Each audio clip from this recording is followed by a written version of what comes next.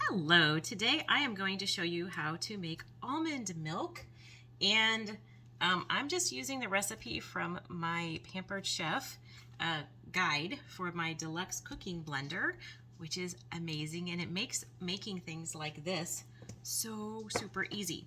So I already had measured out, I have almonds, raw almonds. I measured out 1 cup of almonds. I put it in actually about 2.5 cups of water, and this has actually been sitting for about 7 hours. You want to soak them for a minimum of 4 hours, or they can be soaked overnight, so it's okay if you soak them longer. You can take the time after you've soaked them to take the skins off. Some people have some issues with what is in the skins, even though we will be straining this before we use it. You can actually, before blending, you can remove the skins or not. I just did a few so you can see. Otherwise, they look like this, and they're softer and they're crinkly, so they look like this. So I am going to take this over to the sink to strain this. You're going to strain off all of this liquid and rinse it, and then I will be right back with the next step. Okay, so now I have strained my almonds. I'm going to make sure those are nice and strained. I'm going to put them into my blender here.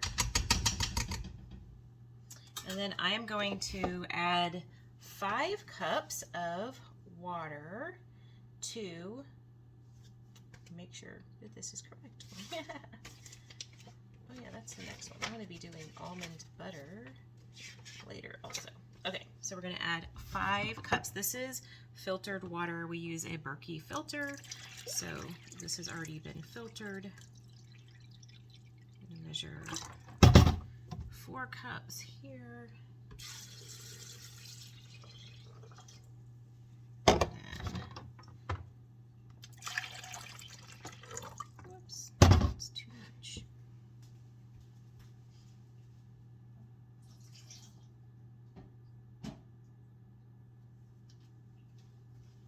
Okay, and then we're putting our last cup. So I've got 5 cups of filtered water in here.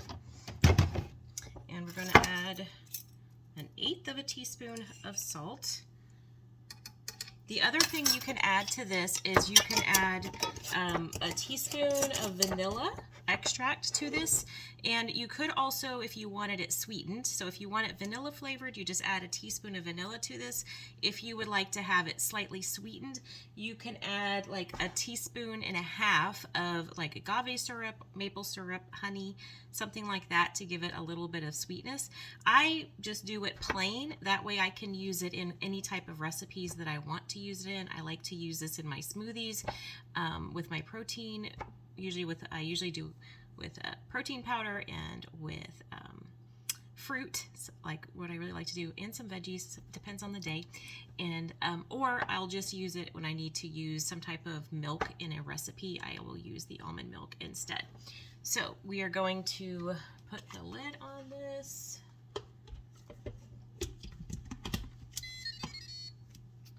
Okay, and all you have to do with this, it's super fun. You get to turn, let me see if I can put this a little closer, just so you can see this fun cooking blender here. So you get to turn this. There's a setting for alternative milk. Sorry, this is all kind of crookedy here. And so I get to turn the setting to where it says alternative milk. And sorry, the camera is being crazy today.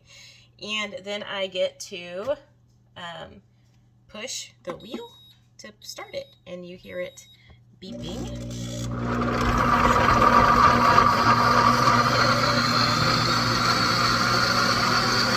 This will go for 5 minutes. So it goes for just 5 minutes.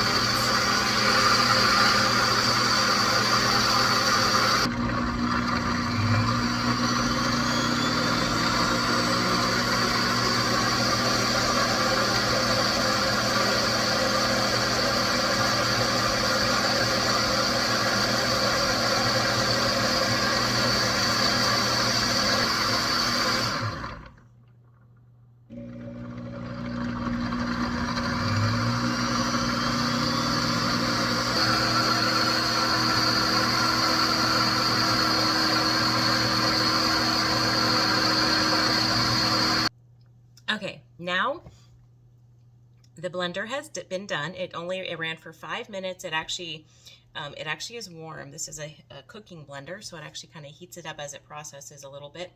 And this, I recorded just a little bit of it. It pulses and then stops and pulses and then stops. So turn that off. So now the next step is to strain it. So I do have, this is a smaller size like nut bag. It's also, I use it for tea and for straining other things. But I set it in here just to get started. I will take it out and squeeze and do all those fun things to get that. So I'll start this process as I strain it here. I'll end up putting it into my big jar here for a place to store it, to put it into the refrigerator. First, I'm going to go wash my hands. Okay, so now some people will may have, you can also use just a cheesecloth. It's a closely knit cheesecloth or regular cheesecloth with lots of layers. Kind of set it over a bigger bowl and kind of just put it in there, let it sit, like pour the whole thing and kind of let it sit and then squeeze it out. So I have a smaller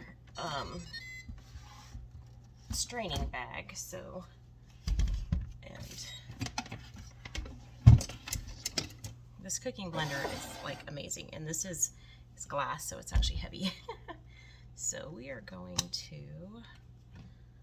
just take the lid off here, and let me see if I can back this up some, so y'all can actually see what I'm doing here. Okay, so I'm gonna pour this into here.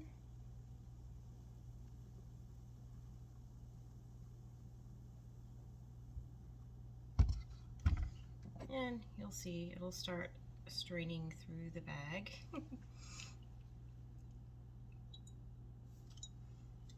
So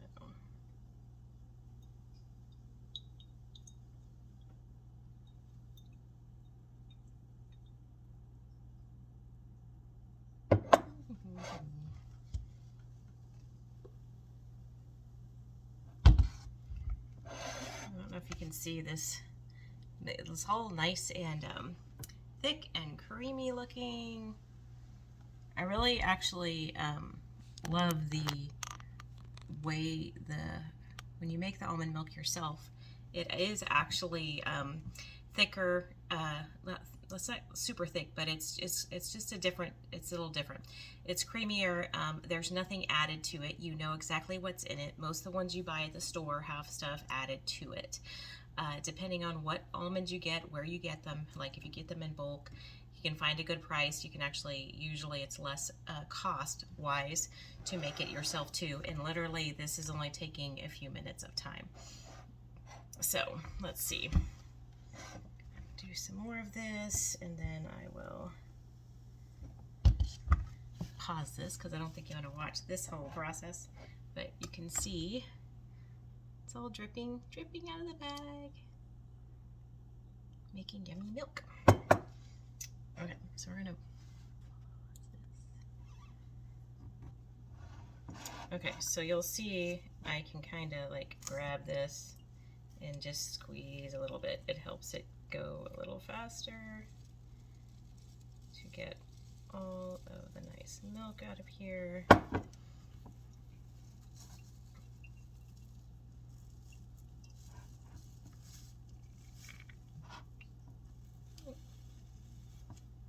Actually probably do this over the bigger container in just a minute after I get this part out of here.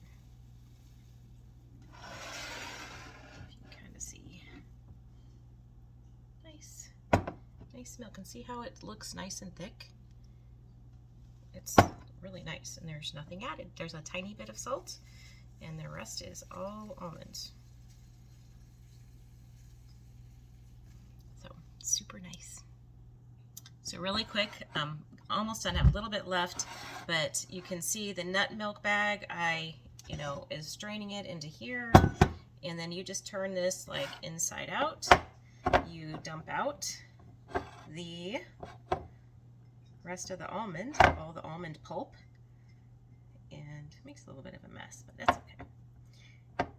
And so, and then you just flip flip the bag back around and finish filling it up. Okay, and now we have all of this beautiful almond milk. I know what's in it. It's ready to go. I will put it in the fridge, let it get chilled before I use it, and then you are left over with all of this pulp. This is almond pulp. So some people will actually take the almond pulp and you can put it out on a baking sheet and basically just dry it out, dry roast it, and then you have almond flour, you have almond meal to use in other recipes. So, and the cool thing too, just about this blender, because it's just one of my favorite tools that we have now, is all I have to do is put some water in here, put some dish soap in here. I can put it on here on the back on the base, and it has a cleaning cycle, a self-cleaning cycle, a heated self-cleaning cycle. It's super fun. So anyways, y'all have, thank you for tuning in. Y'all have a great day.